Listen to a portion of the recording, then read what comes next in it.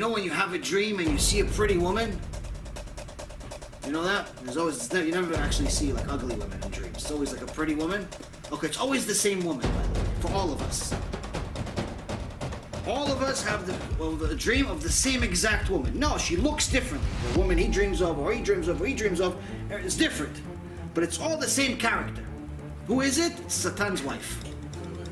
To such an extent that you're not even allowed to say her name.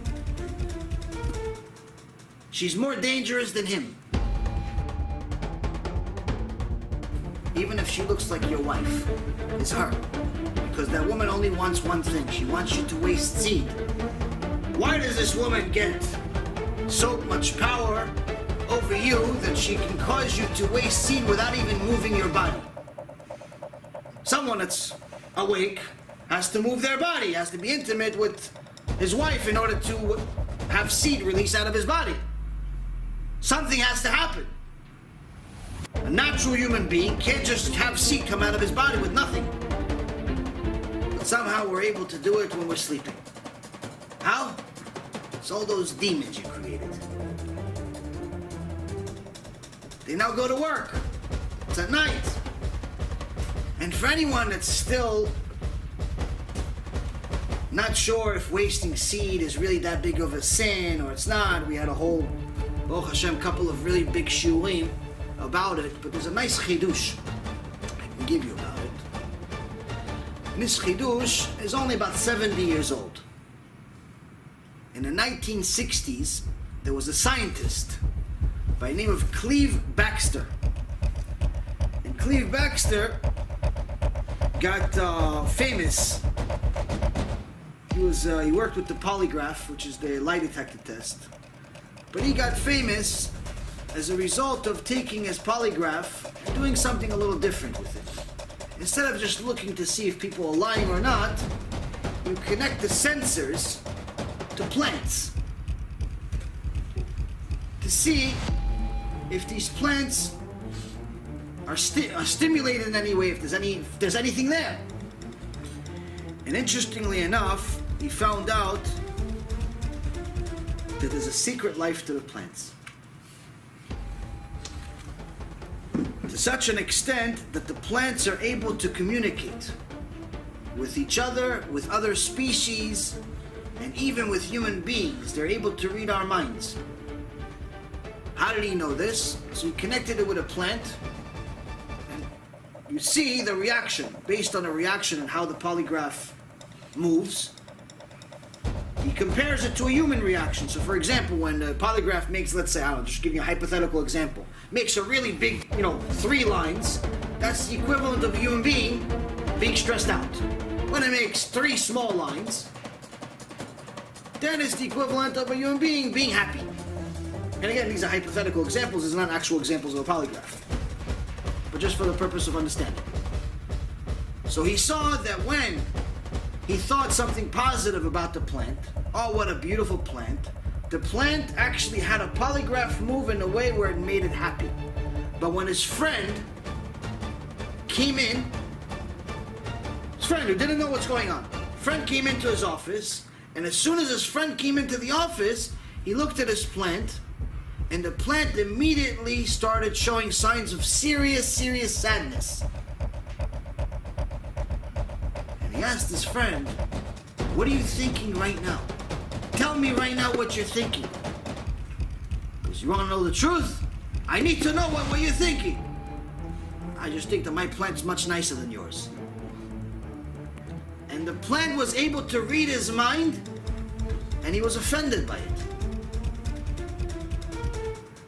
It's a book called The Secret Life of Plants.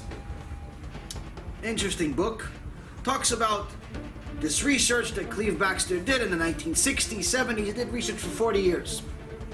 What does this have to do with our subject at hand? Is that over the next 40 years, he didn't just spend his time with plants. He also started testing different things to see if other things have any type of reaction. One of them was semen. He wanted to see if the semen of a human being is alive or not.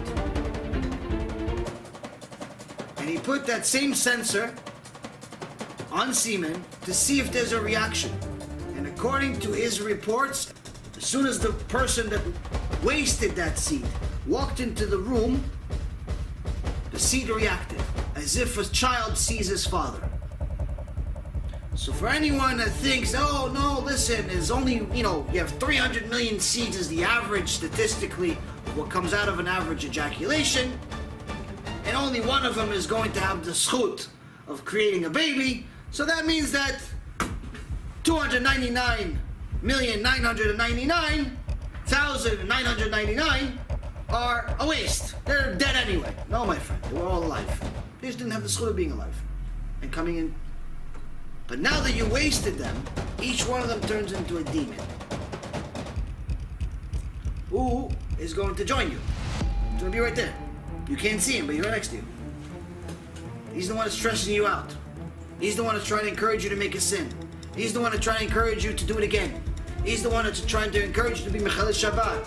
He's the one that's making you tired in the middle of a Shiur Torah. He's the one that's telling you to cheat on your wife. He's the one that's telling you all the bad things. He's the one that's stimulating you. But he's also the one that Hashem Merachem is going to be very, very angry to see you bring children to the world. And the reason why he's going to be very upset is because why didn't you bring me to the world? I was one of those seeds. Why didn't you bring me to the world? And that's why there's actually a minhag, still to this day, I believe it's in Jerusalem, that until this day, a father that gets buried is not allowed to have his sons carry him and bury him.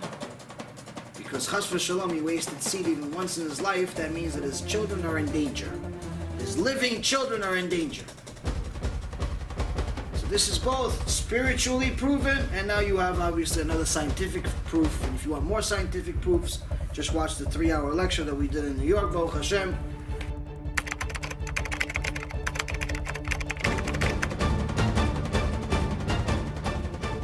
Had a lot of success, and a lot of Talmidei Yeshiva have learned this lecture, and Baruch Hashem have done tshuva as a result of it.